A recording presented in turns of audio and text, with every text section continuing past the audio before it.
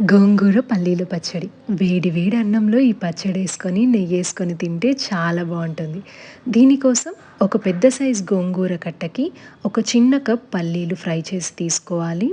అందులోనే ఒక spoon oil వేసి, ఒక 10, 12 మనం తినే కారాన్ని బట్టి ఎండుమిర్చి వేసి ఫ్రై చేసి తీసుకోవాలి. మిగిలిన ఆయిల్‌లోనే కడిగి పెట్టుకున్న గోంగూర ఆకులను వేసి ఫ్రై చేయాలి. అందులోనే కొంచెం ఉప్పు వేసి, గోంగూర మొత్తం ఉడికి ఆయిల్ ఇలా పైకి వచ్చే వరకి ఫ్రై చేసుకొని తీసుకోవాలి.